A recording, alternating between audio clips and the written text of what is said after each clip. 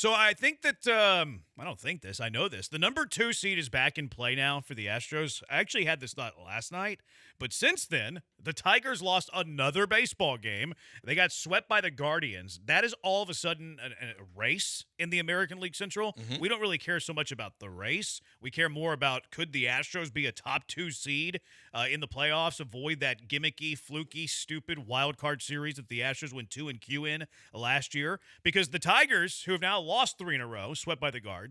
The Astros, who swept the Rangers out of the 2025 season, have now pulled within 1 game of the Detroit Tigers for the number 2 seed in the American League. It does have to be noted that Detroit does own the tiebreaker on the Astros. Before, I probably would have told you I didn't care too much, but I think now with Paredes nearing his return, he could be back tomorrow, and then this Yordan Alvarez part of it, having the 2 seed locked up, not having to play for 5 or 6 days, whatever it is, after the regular season ends, it does just add to what the Astros can be. Even Josh Hader talking about his potential return as well. Like, you have 3 guys that are injured that could be a factor in the postseason. And if they're a factor, if one of them is a real factor from the start of the postseason, that's a W for the Houston Astros. So, yeah, chasing down the Tigers is now, it is very important. You bring up great points about the injuries. Like Yordan,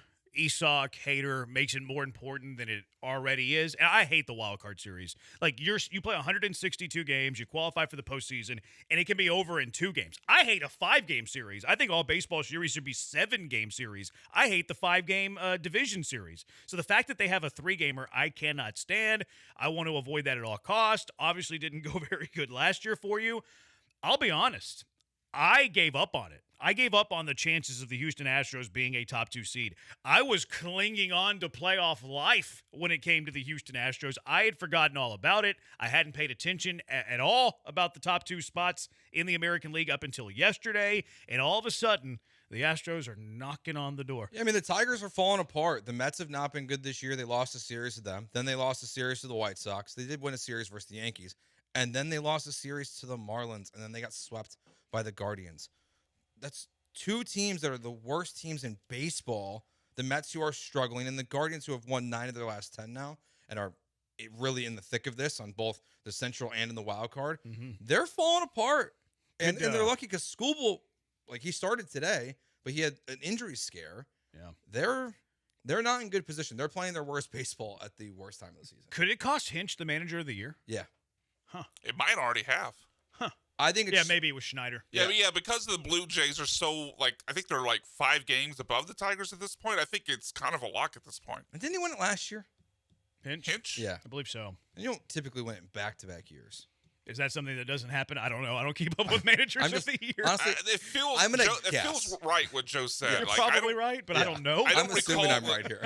Who would have possibly won it back-to-back years? Maybe Joe Torre back in the day? Dude, this is not a conversation I am capable of having. That's fair. I am not a manager of the year historian by any stretch of the imagination. But the Astros pulling within 1 of the Tigers. Now, I don't know if I want to call it a bad thing, but I guess maybe worth noting is that the Astros, because the Guardians all of a sudden have been very hot, are now just 2.5 games clear of the Guards. The Guards have the tiebreaker on the Astros. In fact, the Astros don't have the tiebreaker on anybody except the Rangers. They can get it with Seattle. But while you've pulled closer to the 2 seed, the Guardians are kind of right on your heels. Just 2.5 games back suddenly, and they have the tiebreaker. Now, good news, Boston lost today. So you're a game ahead of Boston on the American League playoff race. Bad news, Seattle won, so you're tied with Seattle entering this 3-game series. The season series is tied entering play tomorrow. So this series will determine not only who leaves Houston in first place in the American League West, but it'll also determine who has the season-long tiebreaker, in which Major League Baseball no longer has game 163. You could be the 2, 3, 4, 5, 6 seed at this point in the playoffs. You're only a game and a half back of the Yankees as well. So the Astros really control their own destiny in every facet of what the playoffs could be. I mean, if you're going to play on the road, I'd like to see them go to Yankee Stadium, to be honest with you. I'd like to hear the boos for Jose Altuve when he's going deep and Carlos Correa. But this next series, the baseball races this year are awesome. This has been when they talk about expanded playoffs, like this is why they do it, because of all these scenarios that you just ran through with the Astros, that anything can happen in the next 10 days. Yeah, it can. And the good news, I guess, like the big picture good news, like when you're looking at the Detroit thing specifically, is that their last 9 games are pretty interesting. They begin a 3-game series tomorrow against Atlanta, which, okay, they're not very good. They should at least win that series, but you pointed out that they have been playing bad baseball and have lost to worse teams than the Braves over the last month or so. They close the year with 3 games in Cleveland, which you're chasing the Tigers, Cleveland's chasing you, so it's good that they're playing each other because they're going to hopefully like cannibalize themselves, or one gets cannibalized.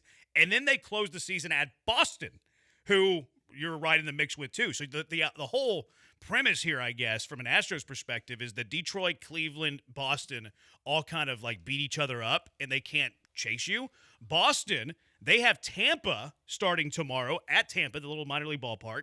They're at Toronto next week, and then they're home for Detroit. So their schedule's pretty tough. Cleveland's at Minnesota, then Detroit, and then they actually close the season with the Rangers. So you kind of want the Rangers to stick around a little bit to make that series, like, worth it for the Rangers. Because that's one where, like, they definitely, if DeGrom is scheduled, Yeah. if they're out of it, he ain't pitching in that. Like, the Rangers winning the next, like going 4-2 or something in their next 6 games is probably in the Astros' best interest. Mm-hmm. So that last series, Guardians-Rangers, has some playoff implications, and, like, the Rangers have to try. I mean, they're playing the Marlins in their next series, and then the Twins. They should take care of business. So they should be able to, in theory, take care of business. And you have the Rangers are the only team you have the tiebreaker on currently. Do you know what's stupid about this, by the way? Because I looked this up earlier because I didn't know the tiebreaker after head-to-head. Do you know the second tiebreaker head-to-head from teams that are not in the same division? Isn't it your record in your division still? Yes. How dumb is that? Yeah. How dumb is it that the Tigers and the Astros, who are tied head-to-head, 3-3, how dumb is it that intra-division record is the next tiebreaker after that? It makes no sense. It's so dumb. Now, makes no sense. It wouldn't matter in this case because if it was intra-league, the Tigers' intra-league records were still way better than the Astros. But it's weird. It is weird. What a weird tiebreaker. I'd also prefer run differential before I took what they use now. Like, why would it matter what the Astros have done in the AL West when you're comparing them to the Tigers? I'd rather have run differential. I would go intra-league. Yes. No, I'm with, intra-division. that would be one. I don't love the run two, differential thing because, like, I don't want to worry in game 99 about throwing a mop-up, reliever. Like, I don't want that to matter. Yeah. Because it shouldn't factor in. But it'd be your third tiebreaker. But it would be your second in your scenario. Well, head-to-head, then what your American League record, then run differential. Yeah. I think I do prefer it over 2 teams in different divisions being a tie-broken with their intra-division record. I think I would take run difference over that. So if you want to go third, head-to-head, intra-league, run differential, I'm okay with that. Now, if it's in division, I think it should be intra-division. Yes, but when it's out of division, why? Yeah, Why? if anything, why isn't your division against that team's division? So what is the Astros record win percentage against the AL Central versus what is the Guardians win percentage versus the AL West? Because then it kind of compares and contrasts like the quality that of the would make divisional more opponents. sense. Yeah, it makes more sense. It's probably more complicated to keep track of all that stuff from like our perspective, but the numbers are all clearly right there. It's just a click of the button. A little expanded standing, no problem. So where are the Astros going to finish? I think they're going to win the division and go in second place. Okay. And avoid the wild card. That's me being wishful. I hate doing prediction stuff. I was going to ask. I'm not a predictor. That's why I asked. I'm a reactor. I know you don't like doing it, so I'm going to make you do it now.